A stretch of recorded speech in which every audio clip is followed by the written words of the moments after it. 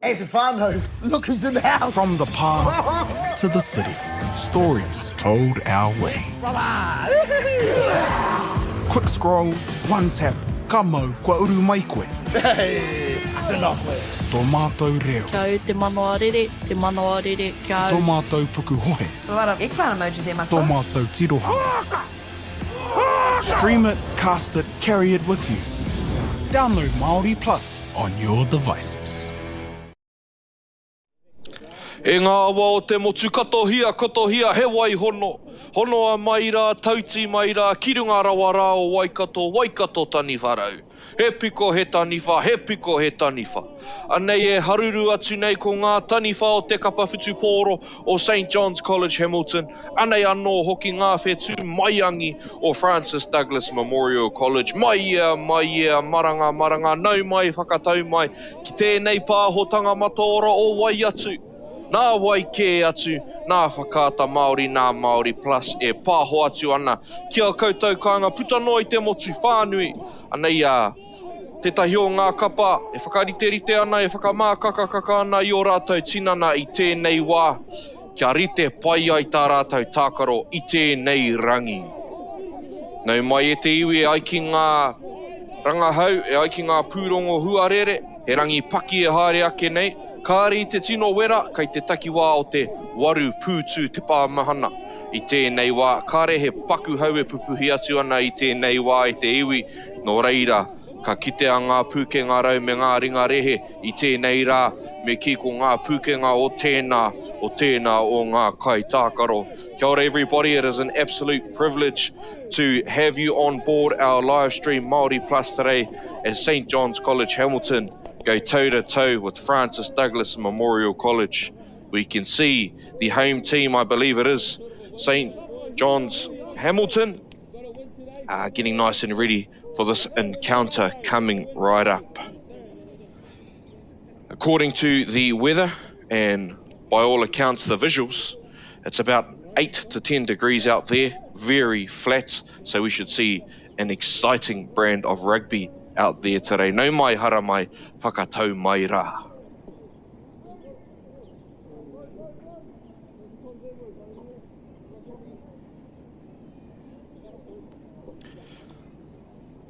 Starting off with the home team, we have St. John's College Hamilton. Ko ngā pau ita, ngā pau mua me ki, ko Jesse Boynton, ko Nathan Rogers, ko te waikape I Whanganui, ko Ali Hewlett. Ko ngā pau whitiki, Sosaya Kouwhanonga, J. Morris Rawiri, ko ngā pautaha, ko Xavier Eagles, ko Jacob Van Stalen, ko te namawaru, ko Quinn Snowden. Ka hoki ki ngā tuarai nānei, ko te pautoko, ko Riley Eagles, ko te topatahi, ko Zach Johnson, ko te toparua, ko Ollie Penfold, ko te topapū, ko Lizel Te Vanga.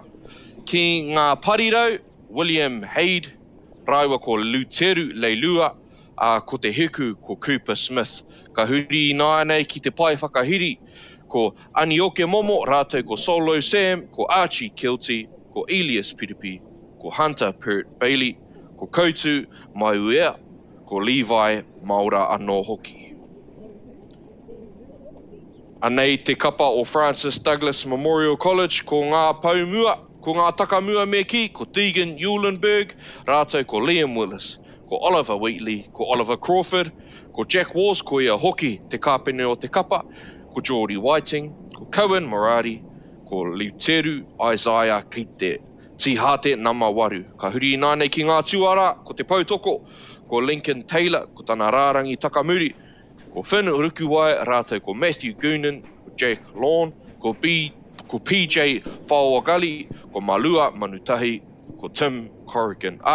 Kei te pai whakahiri, ko Charlie Aim, ko Vanda Buitendenjik, ko Thomas Bell, ko Lennox Hay Vega, ko Luca Thompson anō hoki. Rua te kau ngā kai tākoro I tēnei kapa, I tēnei rā 20 players. Ka mihi anō au ki a Leo Crowley, ki a Thomas Kalin. Ngā kai rautaki, ngā kai whakahaere o te kapa Francis Douglas Memorial College. We can see the teams heading back towards the sheds now. Ka kuhuna ko ngā poraka, ka tai rite atu, ki te mura o te ahi, I tēnei rangi. Francis Douglas, St John's College, Hamilton. E tākoro tahi ana rātou I te whakataetai, mana nui rawa atu I tēnei wā ara ko te CNI, te Central North Island Competition. Kua nui haere tōna mana I roto I ngā tau. Me ki, he take nui kua pērā, ko enei team MΑORI. These two teams have been contributors, very strong contributors to the prestige of the competition that is the Central North Island First 15 competition. Quick shout out to my old mate there, Thomas Kalin, giving back to his old school, Francis Douglas Memorial College. Very good second five in our club rugby days at Massey University. Mihi ana kia koe, TK Thomas Kalin. The other second five from Francis Douglas back in the day wasn't too bad either. I think his name was Geordie Barrett, but we'll leave him to do his thing over in South Africa. Nō reira, kia au tonu mai e te iwi. Anei, hei a kua nei, puta atu ai e nei kapa e rua. Ki Whanganui, ki te whakahiake I ngā tikanga. Kua rongonui I te ao me ki, ara ko te whakataki I te kēmu ki ngā tikanga Māori. Ka tai ka whanā te pōro, ka kotahi atu ki te mura o te ahi.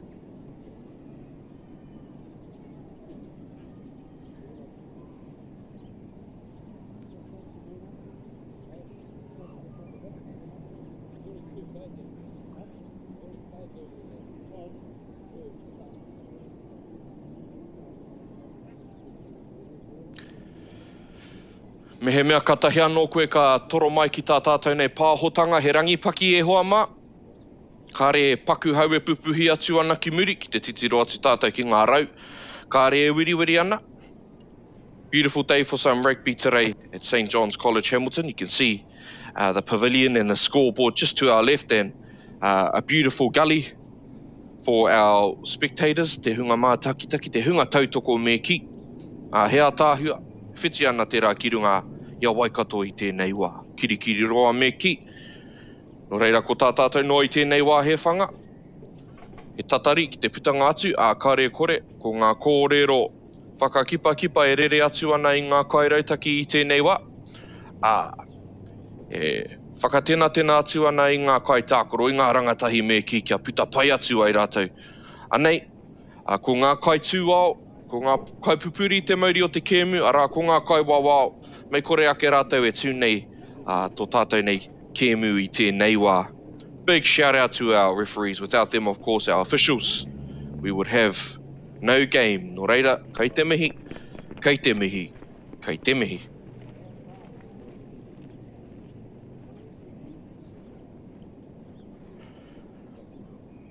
Kia mōhio no tātou, just so that we're all aware, there was a little bit of kōrero going on before kick-off, before the teams return to the sheds, that we may be running a couple minutes late for kick-off today.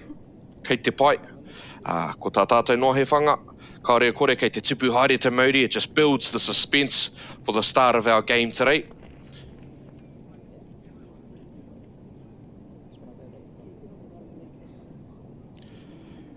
A little bit earlier in the season, I had the privilege of watching St John's College Hamilton take on Matamata College.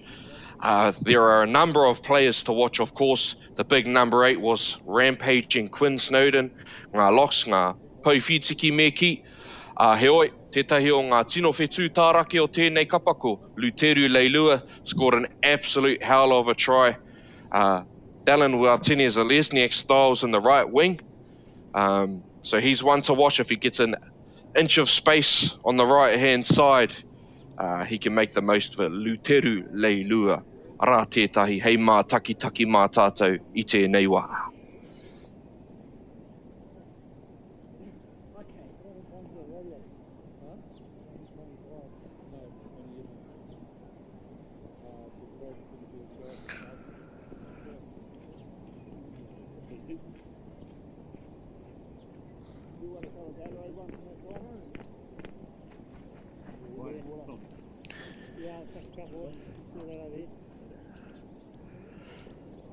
Ia tātou e tatari atu ana, me mihi ka tika ki ngā kaitautoko a pūtea ārau e mi anō hoki, rā kia whakaata MAORI, ki te taura whiri o te reo MAORI ko Bailey's Real Estate, kia Caltex, kia Nativa, kia Apollo Projects, ki Anchor, ki Clubhouse, anō hoki.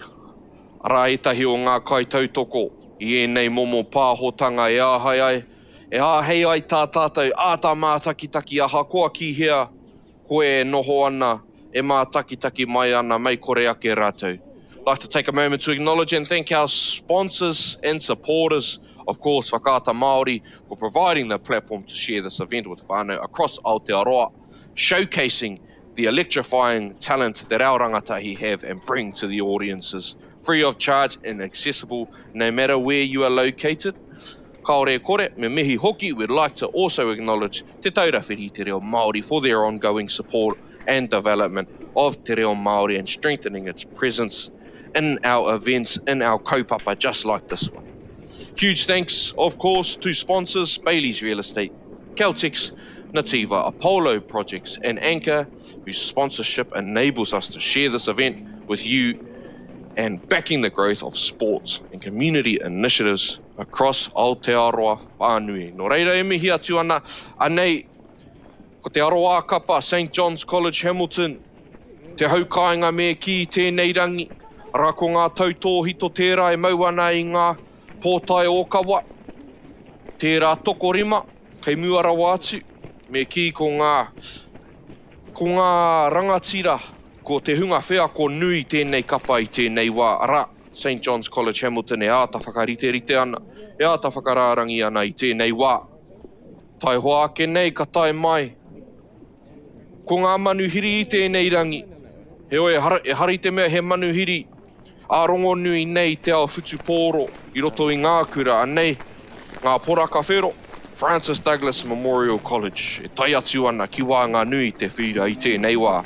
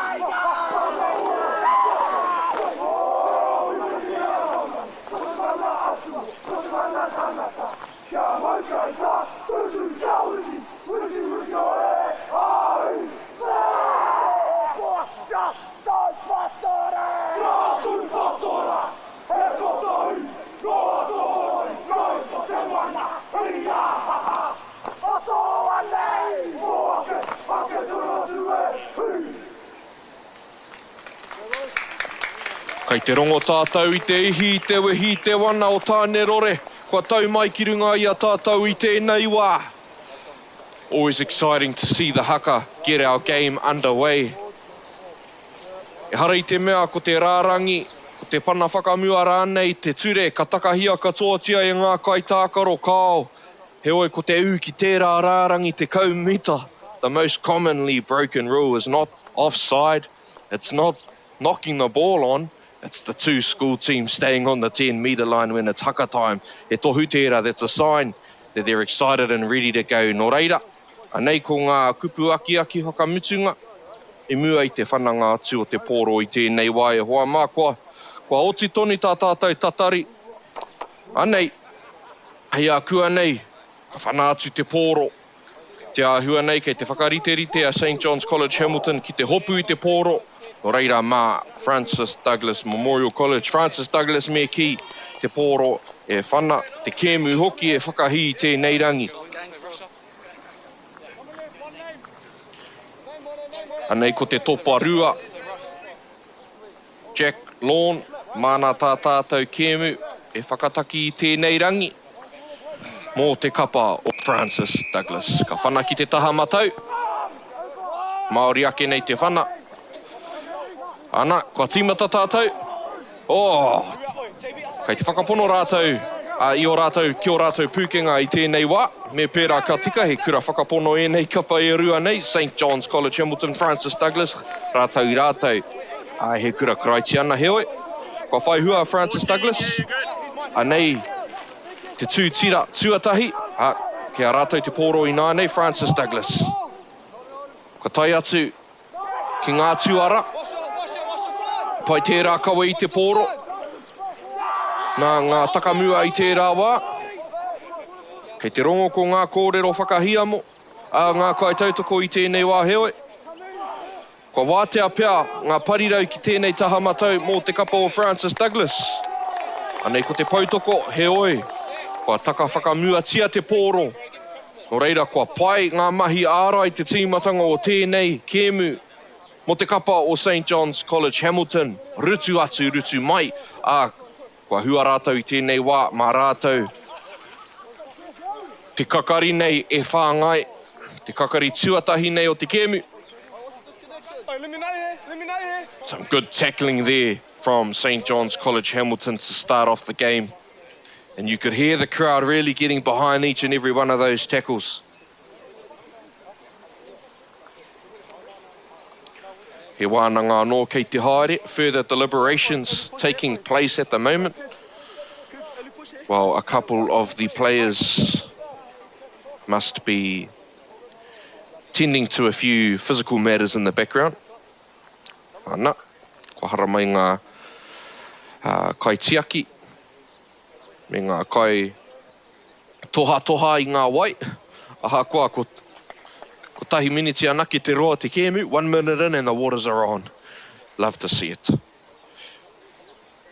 He paku kua muri hau, e koro whio haere ana ki muri nei, e hoa mā. Me he mea ka titiro tātou ki ngā rākau kei muri, ki ngā puihi me ki. Just a very small breeze at the grounds here in Hamilton at the moment.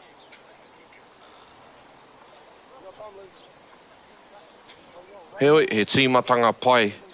Mō ngā kapa e rua, kua kuhu ko tahi atu ki ngā mahi e tika ana. Francis Douglas kicking to the right to start the game. Wasn't much longer that they received the line-out throw. Built a few phases which were responded to very well defensively by St. John's College Hamilton. And they are the beneficiaries of their good work here as they will feed at the first scrum of the game, the first kakari of the game. Coming right up. Are they on side, sir? Sir, are they on side? Anei, ka hoake anō tātou ki ngā mahi. Ki Whanganui pū te whira, te rārangi rima te kau tērā i Whanganui. Kei te taha māui, mō te kapa o St. John's College Hamilton. O'Reilly Eagles tēnei. Whakariterite ana, ki te whāngai atu i te kakari, au ware ake i tērā wā, ka tīmata anō. Whakarite anō e nei kapa e rua, e nei kapa takamua me ki e rua. Ki te kuhu atu ki ngā mahi kakari.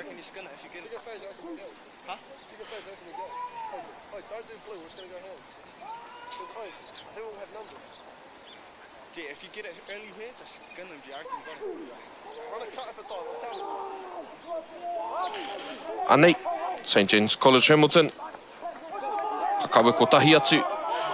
Mā ngā ringa o Zach Johnson, te topatahi. Ka pono ana ki o rātou pūkinga, ka ringa atu. Kia Luteru. Me ona wai para huti. Pai te tohea Francis Douglas ki tērā āpitihanga, engari he wāhi. Ki te kokona, kua kitea e te pautoko. Te ahua nei he nui rawa, he roa rawa. Te whana, kao kei te hea hau. He whana tino pai tērā, ia ki te kai wawao. Mā St. John's College, te kakari tuarua e whāngai. Kao katai anō ka whakatakahia tērā karanga. No reira ka hoki atu rātou ki tērā pitinga. Ki te wāhi i whanaia ai te pōro, ki te wāhi i whana ai te pōro. After a brief deliberation between the two officials, the decision has been made to go back to where the ball was kicked instead of the 5-metre scrum. Anei, ngā takamua Francis Douglas, te nama iwa ko Lincoln Taylor. Tino tāroaroa hei nama iwa. Tino nui anō hoki ko Luteru Isaiah, te MΑORI, big number 8 at the back of the Francis Douglas scrum. He'll be keen on a run sometime of this game. He oi! Tino pai rawa atu ngā mahi a ngā takamua o te kapa o St. John's College Hamilton. Kua whiua e rātou te pōro ki te parirau māui. Ka whakariterite anei. I tana parirau mātou. Luteru Leilua coming off his right wing looking for work. Forwards are ready. Oh, the tip-on was available. Francis Douglas will be very happy that they get to reset there after the dropped ball from that tip-on. Me mihi au. Ki te matara o te kapa o St. John's College Hamilton, they were very aware. Their reflexes were sharp after that tight head. They got it to the left wing and they were able to set up their pods nice and tidy there once it got to the edge. So he pai e rā mahi, te kapa o St. John's College Hamilton. They'll be happy to see how they folded into shape. Unfortunately, they did not capitalise, but the opportunities will be there over the next 64 minutes of action. Heoi, anea Francis Douglas, tā rātou kakari. Kua pai ake, kua paku pai ake. Te MΑORI. Ngā ki hai tino hoke whakamua i tērā wā. Not much go forward there. They're going to have to generate some momentum against this St. John's College wall. Lovely pass there, straight off the deck from Lincoln Taylor. And they've earned an advantage. Anei, kua wātea kau rātou ki te tākaro I tā rātou e kite nei. Te topa pū. Au taia ngā mahi. PJ Whanganui. Francis Douglas. Kua āta matara ngā takamua I tēnei wā, a kei a rātou ngā nama ki tēnei taha. He wāhi kua kitea I te kokona, heoi a rā te huku e tatari pai ana. O tino roa te tatari a te kaiwa wāo. Ki te karanga I tērā hāmene, heoi he hāmene tonu. A fairly generous advantage there, but an advantage nonetheless called by the referee. Francis Douglas, the same can be said. They saw a few opportunities there and they took them, played with their eyes up after the advantage was called, which all good sides do. PJ Whanganui got rid of a couple of defenders there with his fend. Strong carry. He's built like a number 8. Francis Douglas ka te tiro rātou ki te rārangi. Ka aro rātou ki tētahi tūtira, te ahua nei. Not out. Not out, Coop.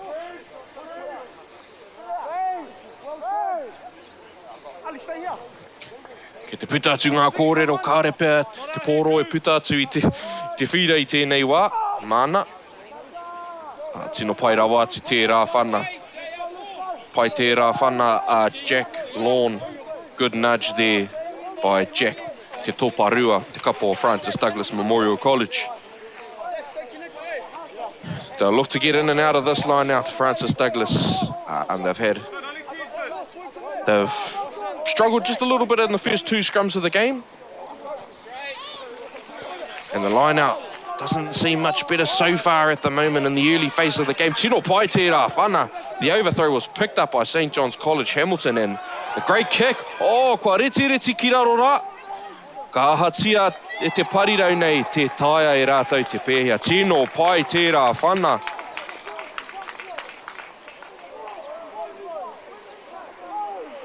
Tino pai te titiro atu a ngā takamua. Te kapo St. John's College Hamilton, great heads up play after the overthrow, knowing that the wingers would be up, puts the kick behind and playing to the conditions. Ana e ahua reti ana raro. It's a bit slippery underfoot, as you can see, with the tracks on the ground. So St. John's College Hamilton, anei te angitu, te huarahi pai katoa, ka kitea e tātou i tēnei kemu, the best opportunity to attack. Kua whati te tai. Oh, hiaha ia. Oh, i te pana, wawe rātou. Early push, very early push called by the referee. And there has been another call. Kei te paki a Francis Douglas. Kei a rātou te pōro i nā nei. Kua taka whakamuatia te pōro e St. John's College Hamilton. Francis Douglas supporters may take a breath, a sigh of relief after that great kick and that penalty put them on the back foot. However, once again, a few handling errors creeping in. Ka re kore kua wānanga ngā takamua o Francis Douglas. Ka pēhia tā rātou whakapakari ake i te kakari nei. They'll need to have a stronger scrum here, Francis Douglas.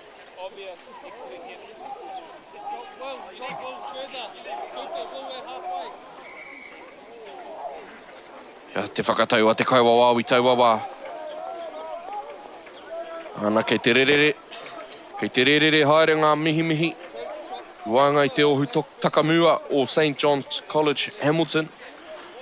St. John's College Hamilton forwards revelling in their work at scrum time at the moment. That could be why Francis Douglas were penalised for an early push, just trying to get a bit of momentum on their side. Nei anō rātou. Ma Francis Douglas te kakariri nei e whāngai tēnei wā.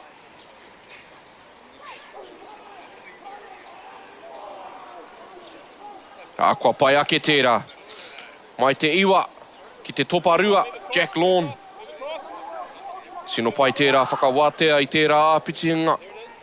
Nice clear, one phase exit from Francis Douglas. And ka re puta atu i te rua te kaumārua mita heoi. Ka ahei rātou ki te whakarite, tō rātou rārangi ārai. Despite not getting the greatest territory there off the kick, they'll be relieved just to be able to set up their defensive line. Me pai a rātou mahi tēnei wā, they'll need to defend and just force some handling errors to be brought into the discussion. Naturally, St. John's backing their scrum also like to back their maul. Anei, e kaunuku ana, e koke whakamua ana i tēnei. Kua hāmenetia, Francis Douglas, they've been penalised. Kua wātea, Luteru, ki te kokona, kua kōrero tia tātou. Kua kōrero tia e tātou ona pūkenga heoi. Kua hoki atu rātou ki te wāhi, karanga tia i te hāmene. They'll go back to the advantage. Pai ngā mahi āringa, great hands from St. John's College to get it to their right winger, their finisher, Luteru Leilua, te nama te kaumāwha. But the Francis Douglas left wing and fullback were ready to guide him over the sideline. Heoi, anei. St John's College Hamilton. He tūtira kei te haere. Tērā pia, ka aro rātou ki te kaunuku. They have a 5-man line-out set up. I thought they'd like them all. Ana, kei te tika tērā. Kaunuku ana, e piki ana, he oi. Francis Douglas. Kua tino pai a rātou pana. I tērā kaunuku, ki tērā atu o ngā rārangi, arā. Ki te rārangi whakapai. Nō reira, mā rātou te maka tūtira i tēnei wā, Francis Douglas. Take them to the line that they'd prefer. The out of bounds, the touch line. And it'll be their line-outs here. Kua ki te kē tātou, tētahi putanga atu, tētahi whananga atu. Te pōro a muri i te āputunga kotahi, one phase exits. After a crash ball was what they wanted after the scrum. Let's see if it's the same. He oi, kua tāhai tia te pōro. St John's College Hamilton. Kua whāna ko tia anō e rātou te pōro. Nō reira anei, ko ngā takamua. E tuku ana i a rātou wero. Ki te rārangi whaipiro. Au ware ake. Anei ko te toparua. Ana. Arā ko te tarai tuatahi. Kua riro i a St John's College Hamilton. Ko waike atu ko Ollie Penfold. After the forwards were asking some difficult questions at ruck time, we went short side St John's College Hamilton. Eyes up play by Ollie Penfold, te toparua. Nāna te tarai tuatahi o te kēmu. Ko St John's College, kairunga i tēnei wā. Rima ki te kore.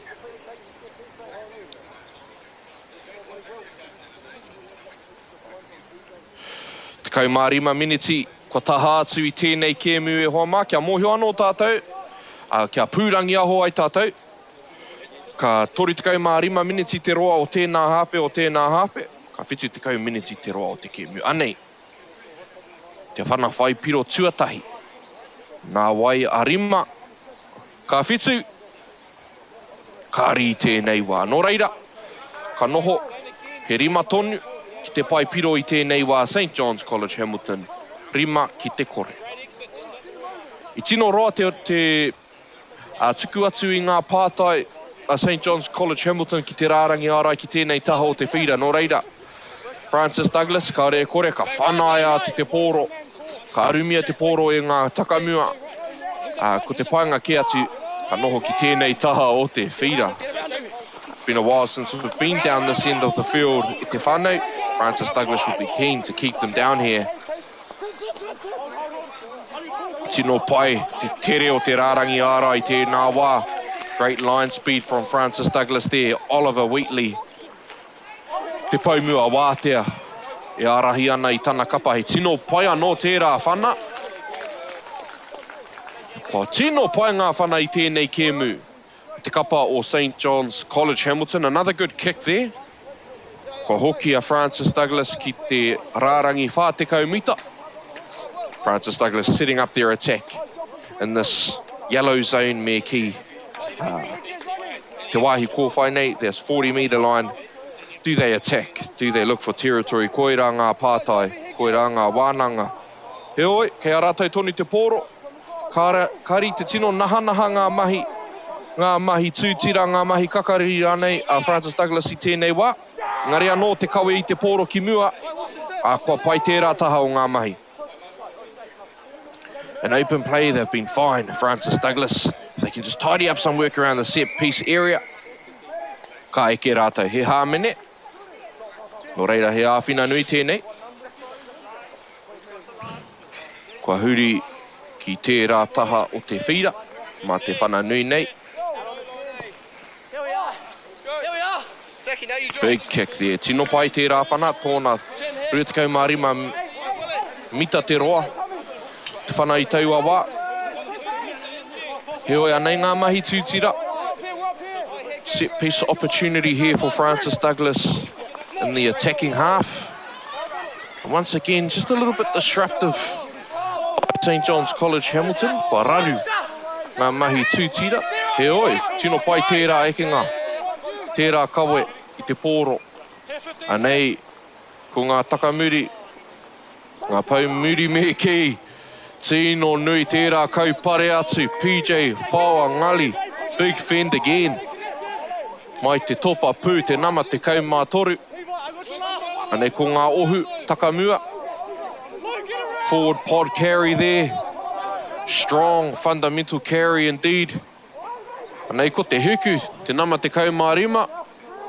Ki haia i puritia, no reira i koke tonu. Anei anō tētahi ohu takamua. Me he mea ka pēnei tonu, ka werohia. Te manawa roa o St. John's College Hamilton. He oi, tēnei wā, hea te karanga. I te pupuri tonu ia i te pōro. Did not release St. John's College Hamilton forwards to answer the questions and force the infringement. No reira. Kua hikina e St. John's College Hamilton tērā mānuka, e whana tino nui. Ko tana pūtu maui tērā, ki hai, tawhiti ki hai, paku tawhiti, no reira, St. John's College. Tōna te kaumārima mita, atu i tō rātou rārangi whai piro. Mā ngā ringa. Kia te whakatau a te kaua wāwi taua wā. E hāmene anō. I mua rawa, te rārangi ārai o Francis Douglas i tērā wā. He tūhapa meki, offside at ruck time. Perhaps they did not get behind the response from the kicker there, Francis Douglas. Anei, whanaiti. St. John's College Hamilton.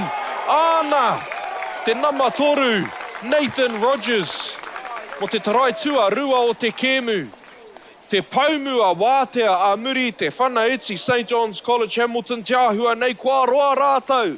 E whakaharatau ana i tērā nekehanga. Te kau ki te kore a rā te tarai tua rua o te kēmu. A muri anō i tētahi whanatino pai, ki hai i urupare tia e Francis Douglas. Another good kick by St. John's College, just put Francis Douglas under pressure, which allowed St. John's College to go to what I have no doubt is a very well rehearsed set play.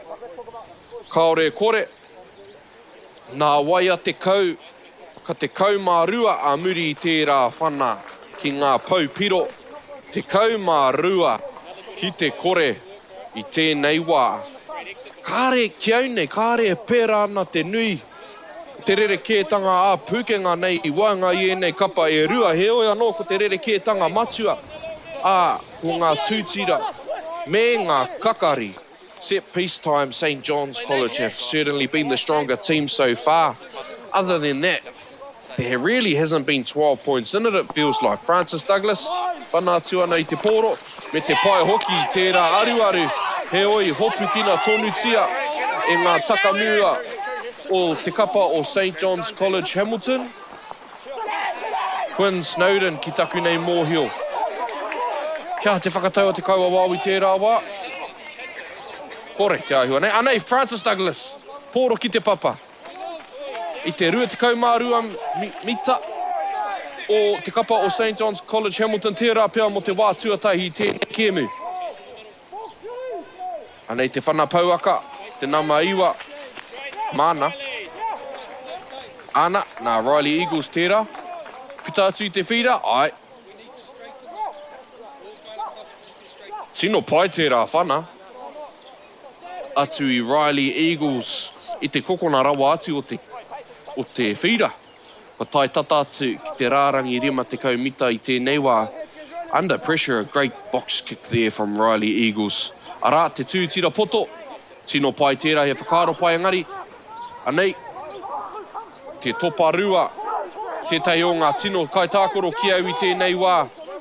Mo te kapo o Francis Douglas, Jack Lawn. He's been a standout in that number 12 jersey for Francis Douglas Memorial College. Oh, kia te whakatau te kaua wāwi tērā wā.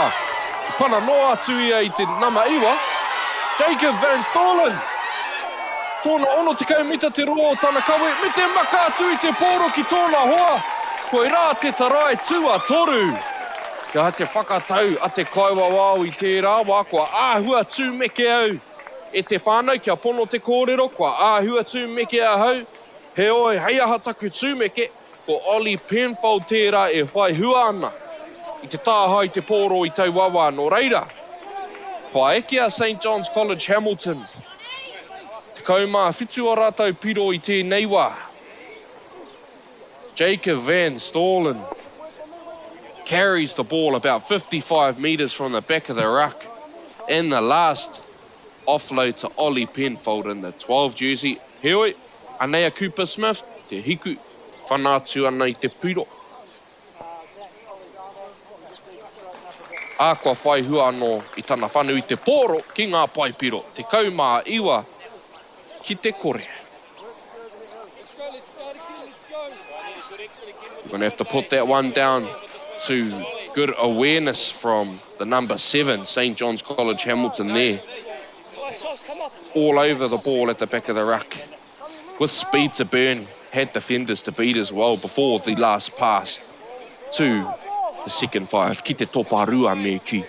Anei, Francis Douglas. Tatari ana ki te pōro I tēnei wā. Ara ko ngā kōrero aki e rere atu ana I tēnei wā.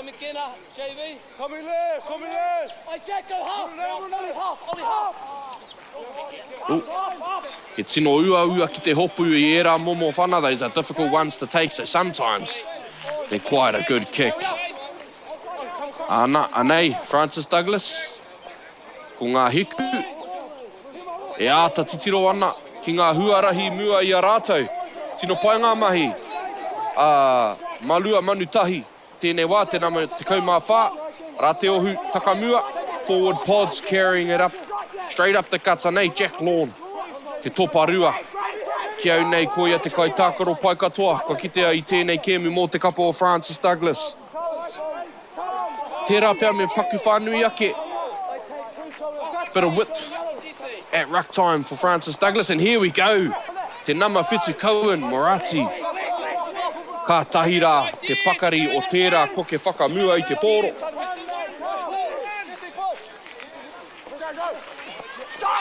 Anei ki te hiku. Tim Corrigan. Ko tāhai tia te pōro te āhua nei. E kao. Lucky to hold on to that one perhaps. Francis Douglas. Hot contest at ruck time. Anei te nama toru mō te kapa Francis Douglas. Oliver Wheatley. He hāmene kua kitea I te kai wawao.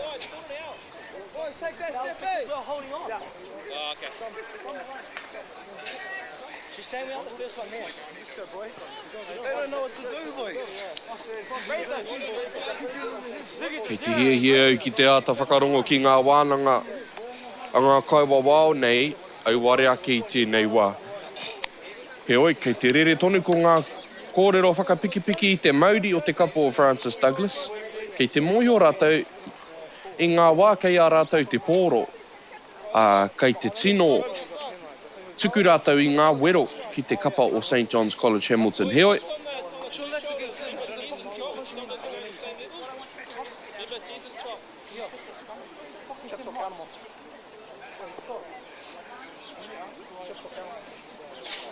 He wānanga nui kei te haere tērā pia ka hāmene tia ka huri. Ka hāmene tia Francis Douglas. Kei te hoki whakamuri rātou. Kāre au I kite I tērā take. He oi. He take kua kitea. He paki hia ana. Ko reira kua huri te hāmene. Ki te kapa o St. John's College Hamilton. Kāre kore ka whanātu rātou I te pōro. Ka tīmata no te kemu nei mā te tūtira ki te rarangi matau nei. Rua te kau mā whitu miniti kua hipātu e waru ngā miniti e toi ana I tēnei hawhe tuatahi. Kei runga rawa atu a St. John's College Hamilton I tēnei wā. Kau mā iwa ki te kore arā te rongo te koro whio. That's good. Oi, Sergeant 2. Sergeant 2. Jacob Van Storlen, te nama whitu mō te kapo o St. John's College Hamilton. He kai tākoro ia mō te kapa o Waikato, mō te reanga te kaumāono heke iho tau, ngā tau te pakeke, ko ana tino kai tākoro ko Ari Savea, ko Richie McCaw, nā whai anō, ko tino pai ana mahi I tēnei kēmu I tēnei wā heoi anei, anei St. John's College Hamilton. A muri I te tūtira he hāmene anō, ko a tohua, I te kaiwawao, no reira kei te āhua kōtiti haere, te aro, me te uki ngā kawa, te kapa o Francis Douglas I tēnei wā.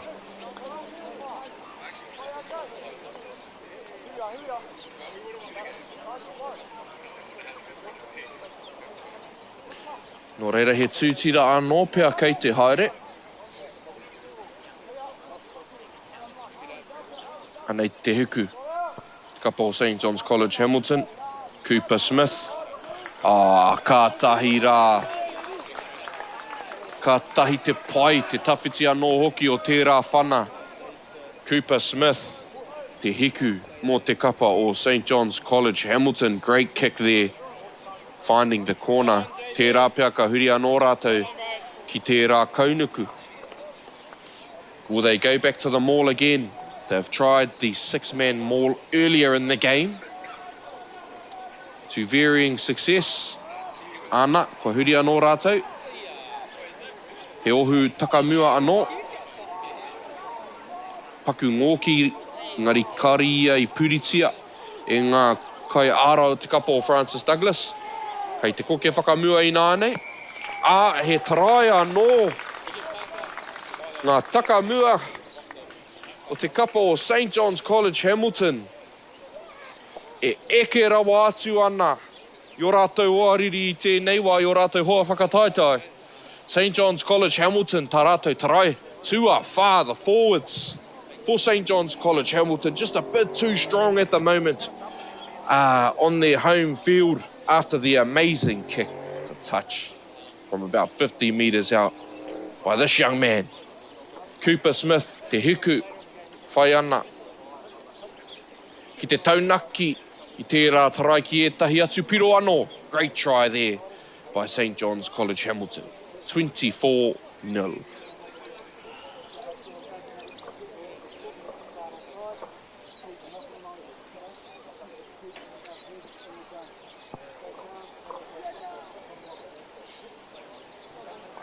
Au ware ake I tau wawa e hoa mā. No reira ka noho tonu ko ngā piro, kia pēnei tonu. 24-0, ruatakau mā whā ki te kore me ki. Francis Douglas. E ora tonu ai rātou I tēnei kēmu, tōna tikanga ko rātou te tima, ka whai te tarai e whai ake nei. Now we'll have to be the team to score next. He mana nui o e nei miniti, e rima kei te toi me ki. Tēnei hawhe tuatahi, ka whai rātou ki te whānako I tētahi tarai mua I te whakatā. Big 4-5 minutes coming for Francis Douglas. If they can pinch one before half-time, they'll feel a little bit better about their efforts because their areas to strengthen are fairly simple, fairly straightforward, and they'll be able to mount a competitive second half.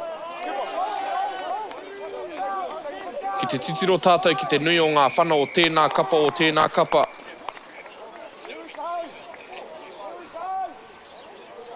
Ia te kōrero, te kaiwa wāwi tēnei wā te ahua nei kua hōhā haere ia. Ki etahi o ngā mahi I ngā āpitinga, kei te ruku atu ia ki tana tōkena. He whakatā kei te haere. Ka whakātu hia te kāri kōwhai ki te topatahi. Te kapa o Francis Douglas, Finn ruku ai. Te kau ki tōna tuara, te kau miniti hoki tōna whakatā. Tana whakatā me ki. Muri I tērā kāri kōwhai. Kua nui rawa ngā hāmene. Kāre kore.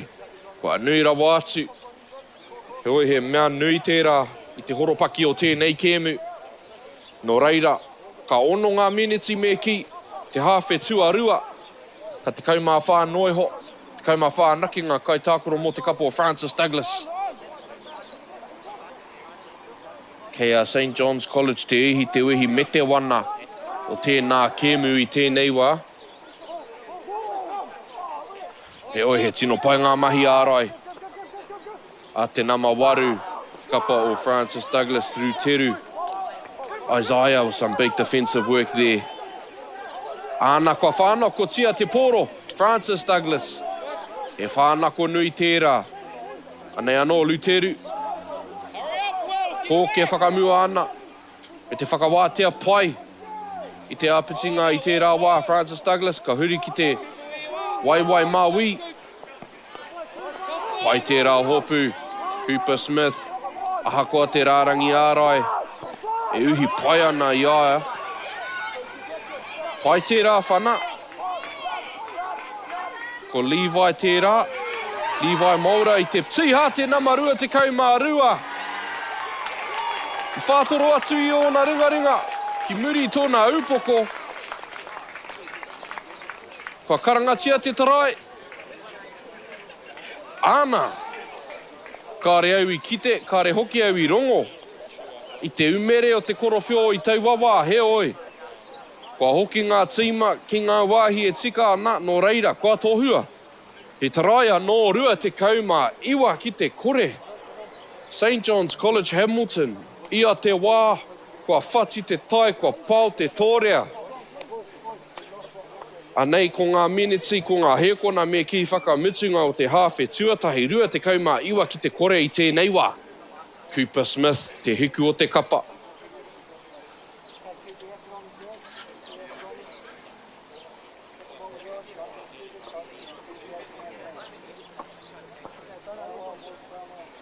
Kua hoki mai te pōro e kao no reira anei tonu. Te nui o ngā piro i tēnei wā. Anei anō tātou e hoki atu ana ki te rārangi wānga. Ma Francis Douglas anō te pōro e whana. Ia ki te nui o ngā whana, kua kitea i tēnei kēmu, te ahua nei he kōmuri hau kua huri, ki ngā tuara o St. John's College Hamilton. Māna, kua huri mai, hei kōmuri hau, hei āwhina ia Francis Douglas. Tino pai tērā kawa i te pōro. Tosaia kauwhanonga, he oi, he hāmene kua kitea. I te roa rawa o te pupuri, te pōro i taua wā. Me whana ki te rārangi i tēnei wā. Me whakapono ki te tūtira, Francis Douglas. An opportunity to cast some questions to the St. John's College defence. We'll take it. Here we are. Kei te rongo tonu i te ngāwe tika ana, e rere haere ana i te kapo o Francis Douglas. A lot of energy still in this team despite the circumstances, and that's exactly what they'll need to get back into this contest. Back here. It's true. Back here. Come in middle. Yeah. Ai ware ake i tērā wā. Koe rā pia te kōrero. Te pārongo hurita o te kēmu i tēnei wā.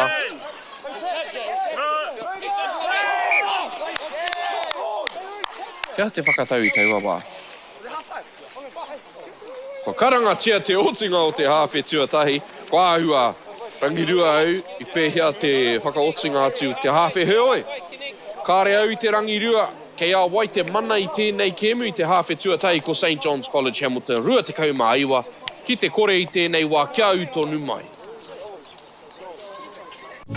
This is an opportunity that we can't pass up.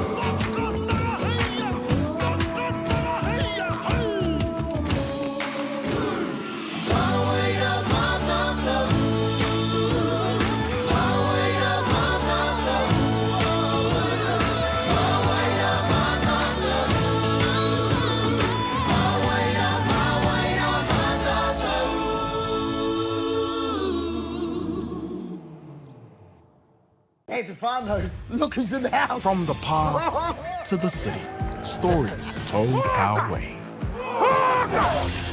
Stream it, cast it, carry it with you. Download MāORI Plus on your devices. The forest should never have been taken off this steep hill country that's eroding, and it makes absolute sense to afforest those hills. What we're doing here is using the exotics to help that process get established. We're looking at a managed transition process where those pines are progressively thinned as the native understory establishes. We're trying to do several things here. Soak up carbon, establish native forest, and we're trying to improve biodiversity. You're achieving an awful lot with one program of activity. Hey. Sport is about more than just the game. It's about going from teammates to best mates. It's the high fives and helping hands. It's learning when to back yourself or back your buddies. It's actually being excited to get out of bed early on a Saturday. Sport is about more than just the game. That's why Caltex is proud to help fuel school sports.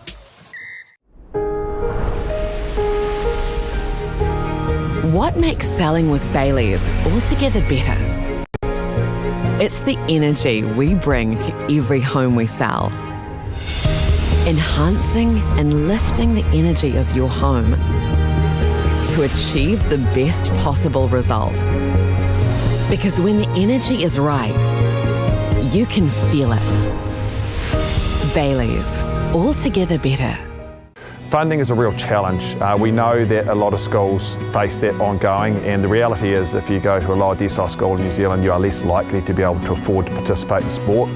Obviously, having come through it myself with kids and being one of those kids myself who played sport, I know how much it defined who I was. And now being able to go, I can't fix it all, but we can help and try and give to those people who are going through a tough time. It's a real privilege, but you know, for us, we want to see others get involved with it. This is not a selfish thing for Apollo. This is about how can we get, whether it's construction or other businesses, to get involved in this. There's a lot of things that kids miss out on, and so to have businesses step up and want to be involved and to help is a game changer for schools. It really is.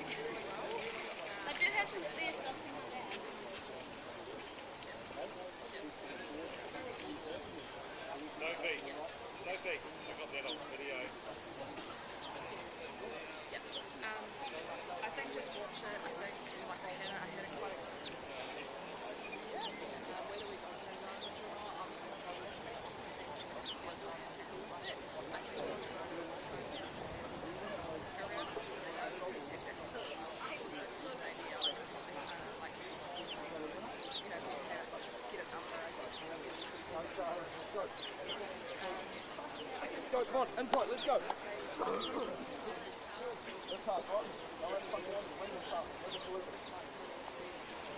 Finish on 3, 1, 2, 3, go!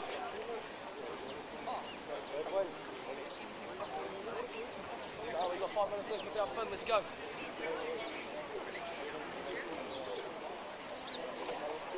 Yeah, Will Stevens. Ronnie.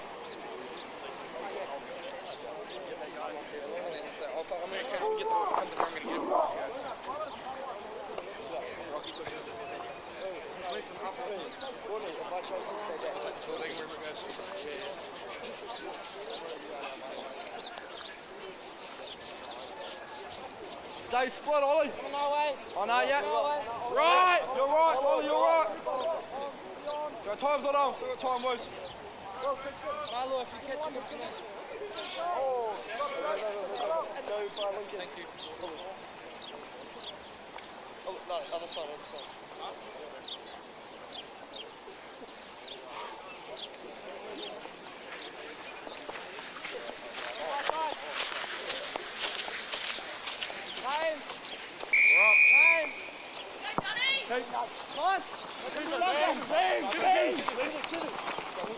On, my look. Yeah, we're on. Nice ball, mate. Good. Okay, boys. Shut up. Quick set. Hey, Lonnie, you got second man. Lonnie, you got second man. Wait, over. Wait, man, now. Over.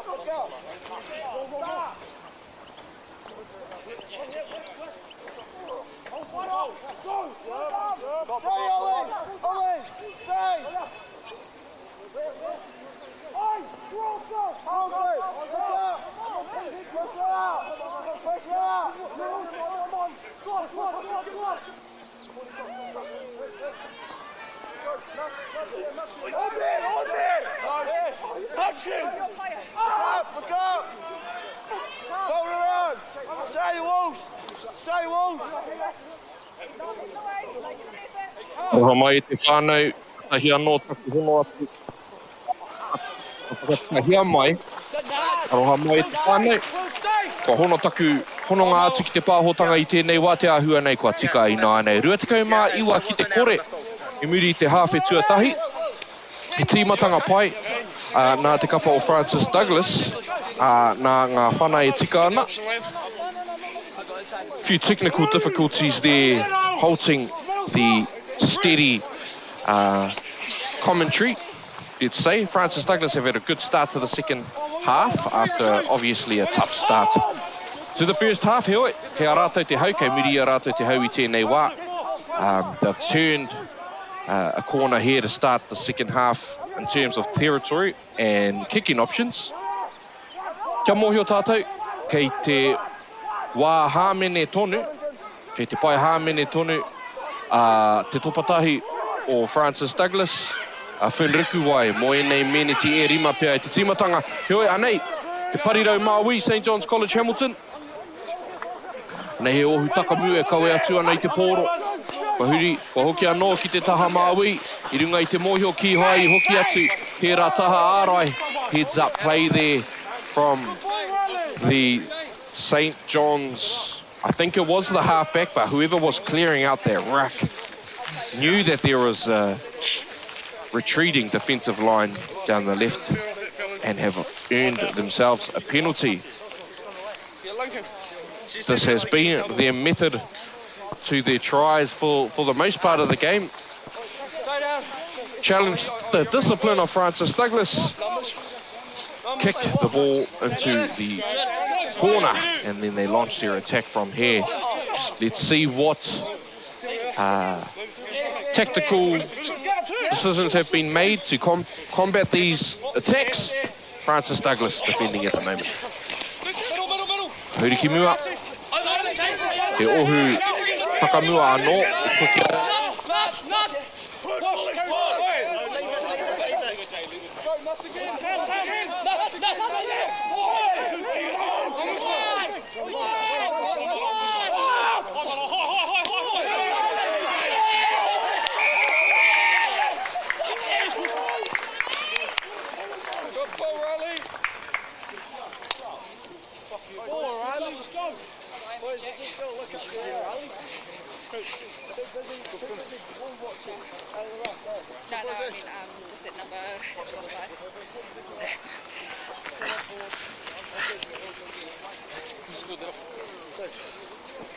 This is a double, isn't it? Yeah. I'm happy with the try, Jack, just that timing from the...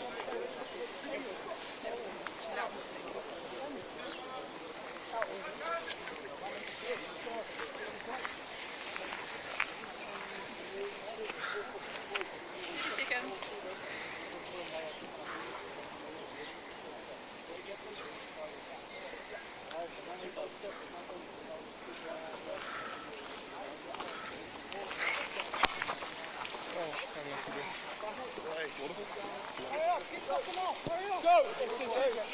Just pushing. You'll get the next one.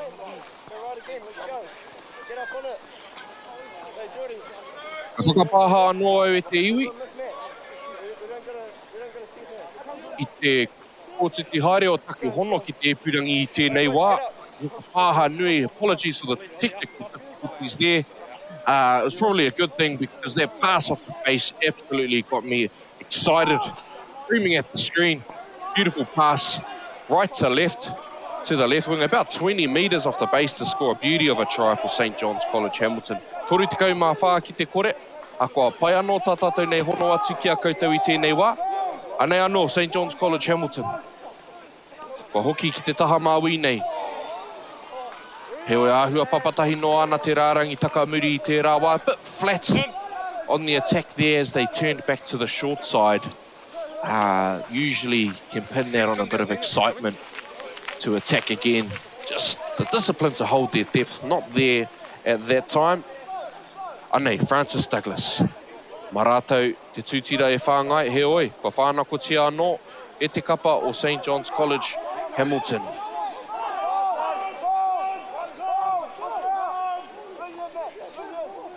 Ko huri ki te taha matau. Ko tai takitahi atu, kua whati te rārangi ārai, rāona hoa ki te taha maui me te taha matau, he ngari, he whana te whakatau. Me tatari noa ki te tū mai o te pōro.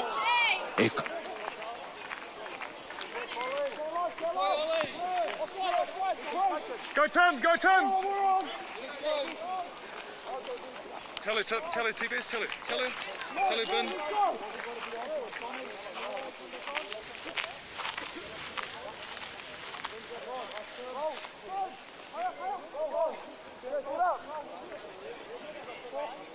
Sidili, let's go PJ, Sidili!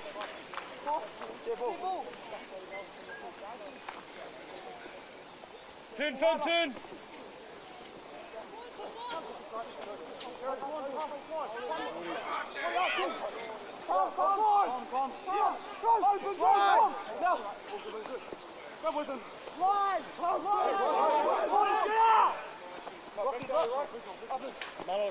Me ngā tuara. Hoki anō ki ngā takamua mo te kapa o St. John's College Hamilton. Ka huri ki te taha matau I nā nei. E oi, kei te ārai tonu a Francis Douglas. Kōrero tērā mō tō rātou maia, tō rātou manawa roa, ki tēnei kēmu, ki te tiro ki tērā hiamo, ki te rutu. Ngā kaipupuri te pōro I tēnei wā. Francis Douglas still very much excited to get their sleeves up and make some tackles, despite the context of the game. St. John's College Hamilton. Ko taka whakamuatia E rātou te pōro, knock on there, so Francis Douglas with a midfield scrum, an opportunity to launch an attack.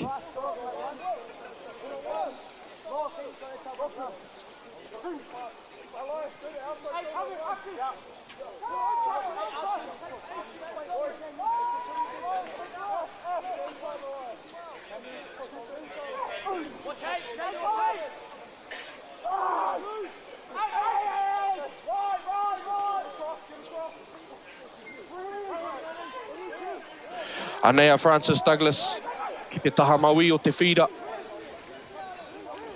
E whakatairanga ana, I a rātou rautaki kōkiri.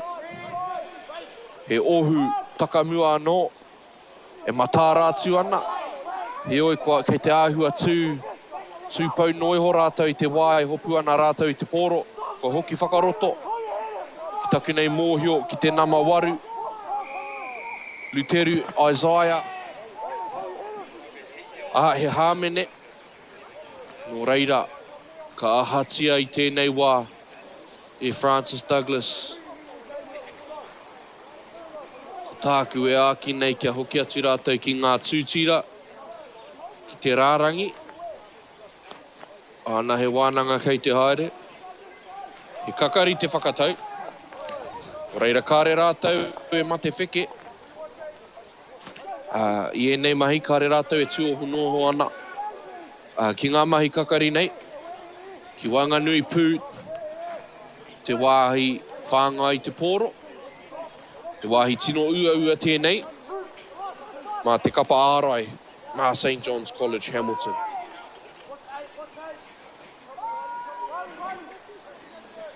Number 8 looks very excited at the prospect to attack from here. Luteru Isaiah, St. John's College Hamilton, angling in there. Panana ki tētahi kuki, anei te namawaru. Hei aha mana te whanga, me te tino pai o tērā oma. Whana ki te parirau. He oi e matāra ana te hiku, te kapa o St. John's College Hamilton. pai ki te auaha o ngā whakaaro I taua wā. Oi, ka whanau atu te pōro I te rārangi I tēnei wā. Great carry there by the Francis Douglas number 8. Te nama waru, Uteru Isaiah. Mea rawa ki ka whanau te pōro ki te parirau. Tohu pia tērā o te auaha o ngā whakaaro o Francis Douglas, ana. He oi, tērā pia he tohu hoki, he mihi hoki. I te pai o ngā mahi ārai o St. John's College Hamilton. Perhaps their crossfield kick is a sign of creativity, yes, but also an acknowledgement of the defence from St. John's College Hamilton so far today.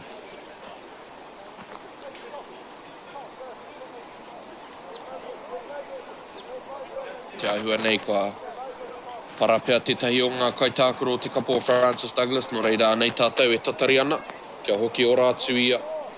Kia hoki ora atu ai ia. Ki tana ope.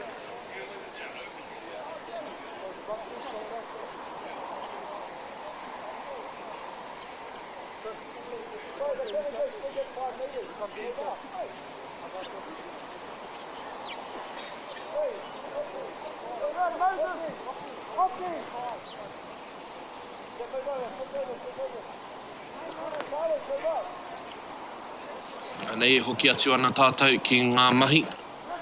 Mā te pūtu nui nei o Cooper Smith. Te huku o te kapa o St. John's College. Anei anō te nama waru. Uteru. I kawe nui anō. Nāna. No reira kua hoki ki te taha māui. He oi, ka tukina atu te pōro. Tērā te taha. Te kapa o St. John's College Hamilton, ka rea kore, ka whanaia, te pōro. E ka manga ringa kē. Anei rātou ka whati, te pāhi pūtū kohu ki te taha māui, ka wā te akau. Team on! Simple boy shot! Pass my lord. Let's go, we've got the one in the front, let's go! Let's go! Ia rātou te rārangi ārai a Māui. O te whira. He oi. Kaku tōmuri rawa pia tērā pāhi whakamitunga me te mea hoki.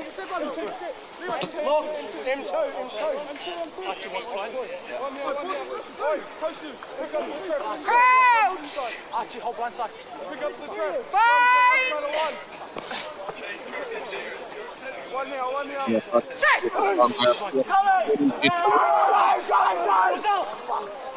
E whai tonu ana I o rātou piro tuatahi o te kēme.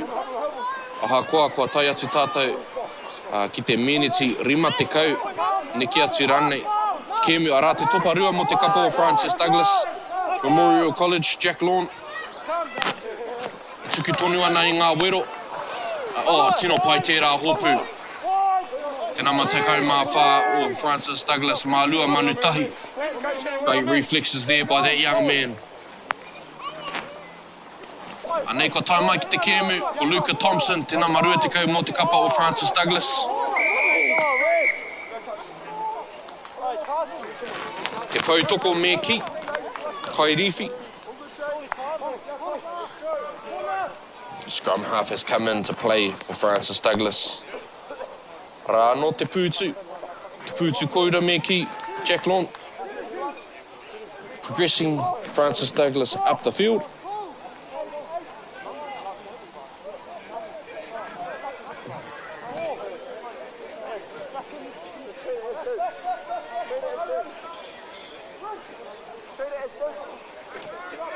Ka whiua ki mua. Ka tia kina paitia te pōro. I te namarua te kau e Luca Thompson. Anei Francis Douglas, ko pai ake tā rātou tia ki te pōro I tēnei hawhi tuarua. Heoi, kai korā tonu, a St. John's College Hamilton. Rutu mai heoi, he hāmene ko kitea. No reira, me auaha ake pia. Ngā rautaki whai piro o Francis Douglas I tēnei wā. A muri I tērā hāmene. Yep, anei. Whanaripi. After the advantage was caught, of course, a bit of creativity coming into the attack with the grubber kick there. To no avail, MāORI ake. O reira ka hoki atu ki Whanganui. Francis Douglas. They want a scrum, and good on them. They're up for it. Despite better results, I'd say, and even they would say, for St. John's College Hamilton in this area. He oi, patai mai e tahi kai tākoro I te pai whakahiri, te nama te kaumā iwa. Lennox hei veiga, uhu atu ana ki te kēmu I tēnei wā. Ki te tūranga pautaha kuiti, coming in at 6. Thomas Bell anō hoki tērā, coming in at 7. Hei pautaha wātea mō te kapa o Francis Douglas.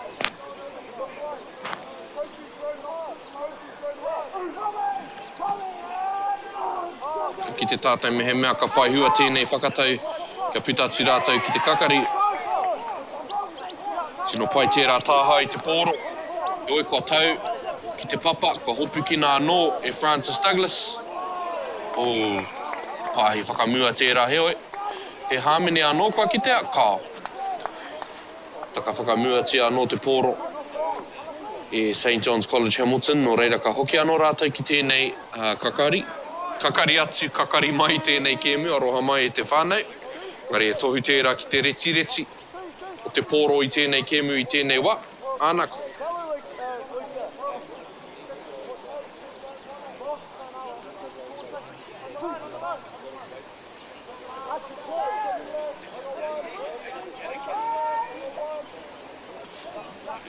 Ki te tātou te reti o te pōro I tēnei kēmu.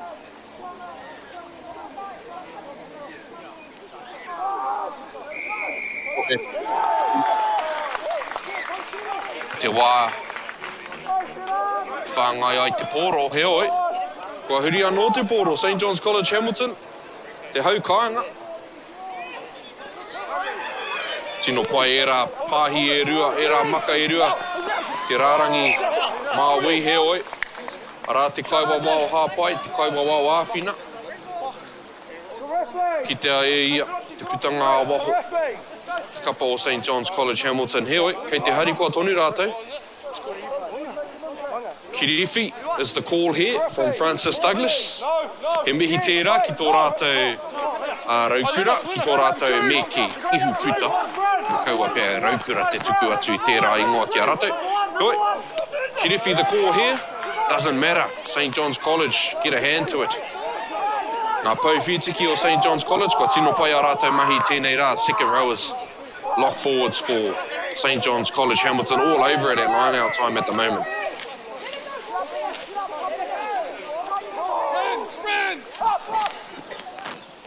Hare rātou te tino whāwhai, kei te mohio rātou, kei mua rawa atu rātou I tēnei wā. E oi, toru te kaumā whā ki te kore, ka tino pai ake ngā mahi, Francis Douglas I te hawhi tuarahi, tuarua, whainoa atu ki taku kōreronga. Anei, pahi atu ana ki te rārangi whai piro, St. John's College Hamilton.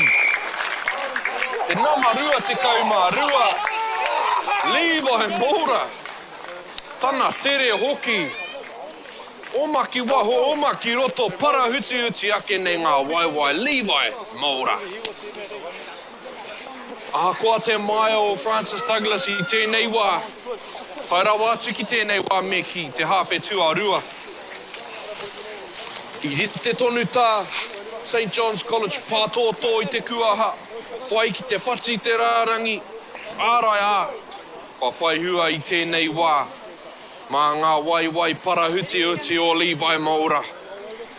Ka whai piro anō rātou I tēnei hawhi tuarua. Toru te kaumā iwa ki te kore, ki ngā haukāinga, ki te haukāinga I tēnei wā.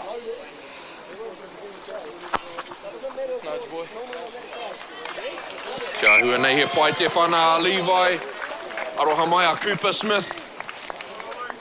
Nā wai a toru te kaumā iwa. Ka whā te kaumā tahi I tēnei wā. Te kaumā rima miniti e toi ana. Ka rea kore. Kei te tino aroa St. John's College Hamilton ki a rātou mahi ara I tēnei wā. Kia noho kore tonu tērā taha o te pai piro. Ka tūme ke rawa atu au te rerekētanga o ngā piro I tēnei wā e hoa mā. He oi anei anō ngā pūkenga.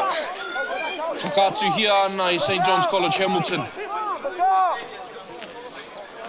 Rā, te maka, rua te kaumatahi koutu, mai uea. Kuhu atu hei pau toko mo tana tima I tēnei wā. Koutu, showing off his clearance skills there after coming off from the pai whakahiri.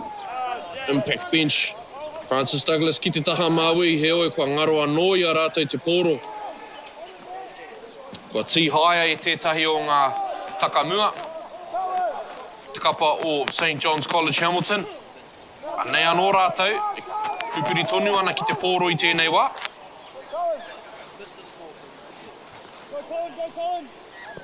Anei te whana, I te pūtu māui. He whana tino pai. Kōna toru te kaumā ono mita te roa o tērā whana. Me mehi ka tika ki tērā whana. O tira ki ngā mahi whakatau. I te MΑORI, ahakoa ngā mahi paia Francis Douglas I tērā wā. Pai hoki tērā tūtira. Anei Jack Lawn. Tētai o ngā tino toki, tēnei kēmu. Ahakoa kai raro rātou e putu ana I tēnei wā. Te taha māui. Engari kua tino pai ngā mahi ārai ki tērā taha matau te kapa o St John's College. Kua hoki whakamuri. Anei, te nama waru. E tino tere, e tino nui anō hoki. Rā tana kaupare atu I ngā kai ārai me te maka whakaroto. Francis Douglas, tā rātou tarai tuatahi o te kēmu me te miharo hoki o tērā mahi. Kei raro rawa atu I ngā pau piro Francis Douglas. A muri te kawe whakamuru, a whakamua mo taku he, a Luteru, Isaiah. He deserves a break there, Luteru. After many a great carry in this game. Gets the inside ball, one-handed offload to the left. And his friend, his mate there is the beneficiary of some great mahi throughout this game, Luteru Isaiah.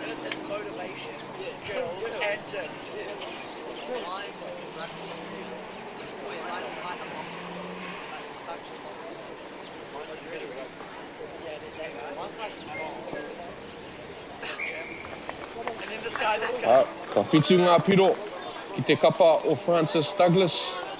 A muri I e rā mahi miharo rawa atu. Pūkenga rau.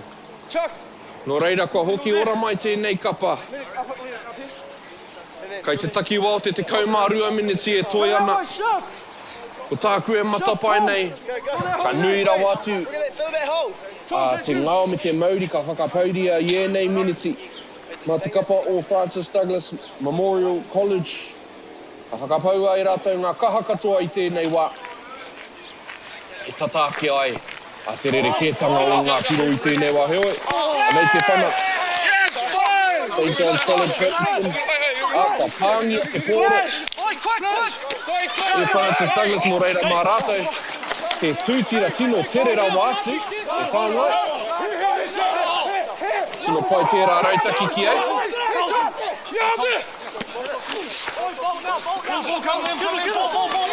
Rā me tētai o aua tūtenga. Me te whana. Kei te tatari ki te tūna mai o te pōro. Kua kura. Tino pai tērā whana. Koe rā te urupare a St John's College Hamilton. 2 miniti a muri te taraia Francis Douglas. Ka tahi te miharo o tērā tarai, tērā pai piro a St John's College. I raro rawa atu. I ngā pai piro, no reira whātekau mā ono ki te whitu kāre kore ka eke ki te whātekau mā waru. Engari me mehi ka tika, ngā pūkenga o enei rangatahi, o enei whetū maiangi. Te awa whitu poro I tēnei wā, e hoa mā. Whātekau mā waru ki te whitu. A muri I tērā mahi miharo rawa atu, mutunga mai o te au taia. St John's College, Hamilton.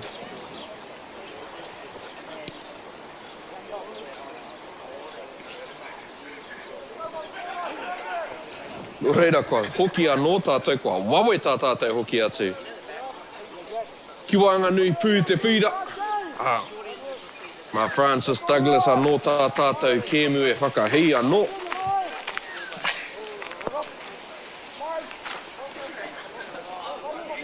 Ko hopu kina paitia, kua rutu a paitia e Francis Douglas.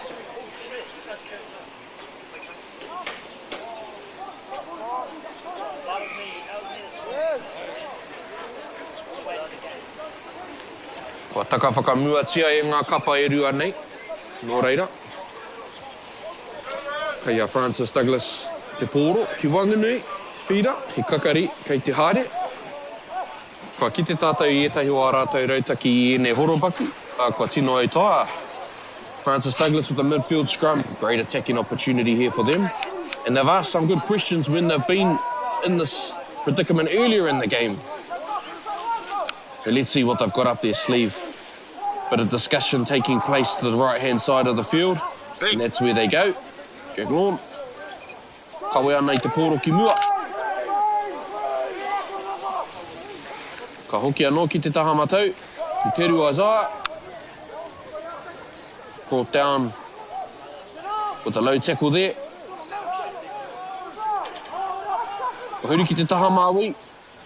Engari kei te rite pai, kei te matara. A St John's College Hamilton I te rāwa, kei te tuku I ngā tono ki te kaiwa wāo. Me he mea tika ana tērā whānako I te pōro e kau. Kei te tika pia tērā ana. Kua hīkina te ringa māui o te kaiwa wāo. St John's College Hamilton, kua whānako tia te pōro I tau wawa. Tia hua nei ki te whakapūhoi rātou, te taki o te kēmu, I runga I tō rātou mōhio. Kei te pauhaere te wā, kei runga rawa atu rātou I tēnei wā no reira. Ka re tino take tō te whāwhai. Ka re hoki e tino take tō te tunu huruhuru I tēnei wā, no reira ka whanaia te pōro. Ki te taha māui. Ki hai puta pai, e kau, ka puta pai rawa atu. No reira he tūtira anō kei te haere. St John's College Hamilton e pātōtō ana ki te kuaha o te rima te kaupiro. Koe rā pia hei whainga mā rātou I ēnei meneti whakamitunga.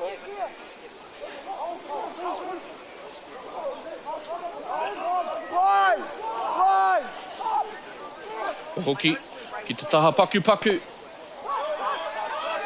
Me te māminga hoki o tērā rautaki, kua pāngia te pōro e Francis Douglas. Arā te huku o tiaki pai ana I te pōro Tim Corrigan.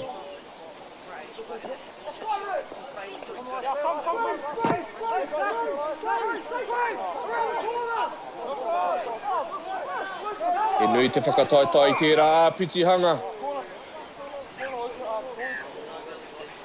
He o te āhua nei, he raru kua toko ake.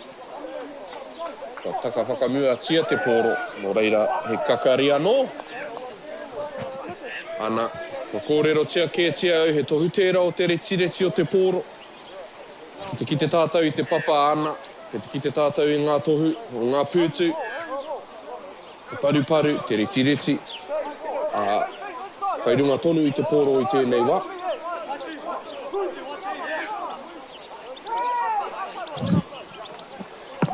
Whātakau mika te kaputi atu ki rārangi whai piro o Francis Douglas.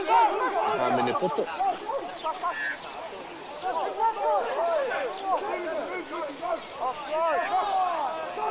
Ka tū hapa I tahi o te kapa o St John's College Hamilton. Ka re pakuaha ki a rātou. Ka huri ki te taha māui. Ka wātea I tahi o ngā kaitākoro ki tēnei taha. Kei te whakaritea ngā ohu takamua. I panaia pia te pautoko I taua wāheo ki hai ki te ai te kaiwa wā no reira. Koe kua hikina te ringa I nānei. Te ahua nei he hāmene anō kua kitea no reira. Ka whiua e Francis Douglas tō rātou katoa. Ki ēnei meneti e whai mai nei, I runga hoki I te mōhio. Kua ārai rātou I te hāmene rā. Ana, he whana iti, kei te haere, ka hoki ki te nama te kaumātoru. Tētai anō ngā tino kai tākoro a, he hāmene anō ka kitea. Nō reira, PJ Pāwangali, a muri tana kawe whakamua i te pōro me te pakari hoki o tērā kawe, he hāmene anō. Ka kitea tēnei āhuatanga i ngā kēmu rangatahi. Ka tata ea te kēmu. Nō reira, hei aha ngā ture, ka whiua ngā ture ki rāhaki. Ara, ruteru. Huri ki te taha mātou, he oi kei te āhua tū pakoko noa etahi o ngā kai tākoro o Francis Douglas. Few static catches from the backs here.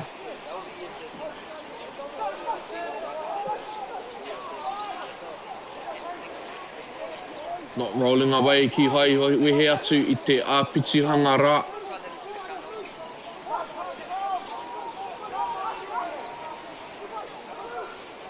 Francis Douglas, wero atu ana i te rā, i whaipiro ke a rātou pia ngā ringa, he oi he reti a raro. Te ahua nei, he kaunuku kei te haere, no reira ka hoki atu rātou ki te wāhi, i kite ai te hāmene. No reira nei a te pautoko, he hoki wawe atu ana ki te māka. Kia te whakatau a te kāpene. Ka tatari, kia pai ai, kia ora ai te waiwai o tō rātou hoa. Ki te papa i tēnei wā. He pēhea e kore ai. Ka ono te kaumā toru ngā miniti. Ka taha atu. Ka tino tere te taki o te kēmu aha koa te riti a raro. Tohu tērā o tō rātou whakapono. Ki o rātou pūkenga i tēnei wā.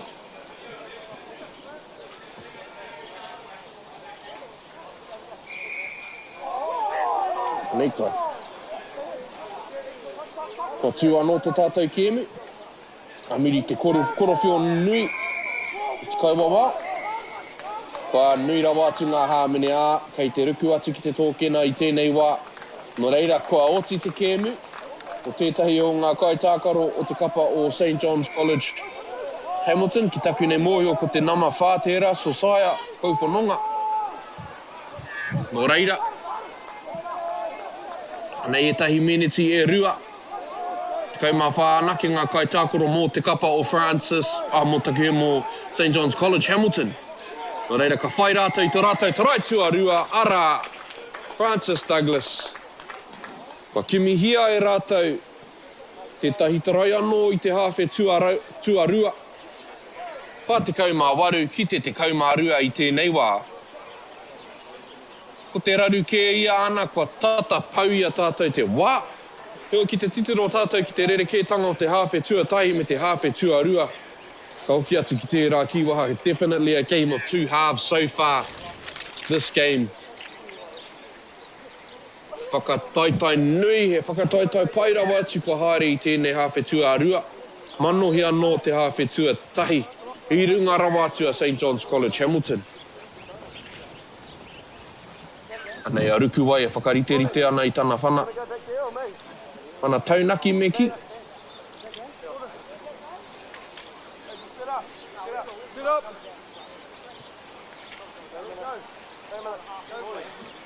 Another one. You right, Roy?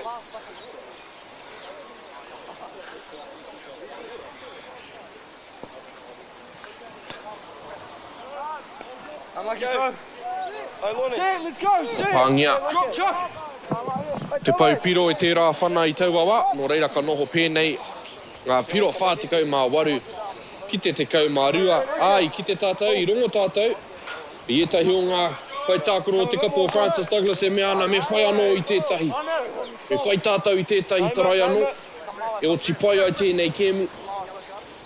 No reira, kāri te paku heke iho te ngāo me te MΑORI. I enei kai tākaro. Kai tērā paku whakamua i te pōro. Ngā kahi katea o te kapa o St. John's College Hamilton. Ngā pauwhitiki me ki. Ka tino eke rātou i tēnei kēmu J. Morris Rawiri. All over the game in the air today.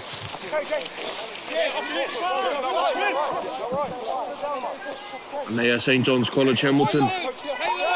Te kau mita atu, tērā pēr kei te takiwa o te whitu mita. Ka hoki ki ngā tuara, he whanaripi, te whakatau. Ia, te whakatau a te kaiwawao. He meniti anō kei te haere. Ko tai tātou ki te wā o te kaiwawao I nāia nei. Ia ki te paipiro, ki tō mātou tahahi o mātou pūna hakua, ia te kēmu. We are now in referee's time in St John's College Hamilton. They look keen to dot down once more, and I have no doubt Francis Douglas will do everything in their powers to make sure that doesn't happen. Anei, kia koutu mai ua, te pōro I tēnei wā, māna te kakari nei e whāngai.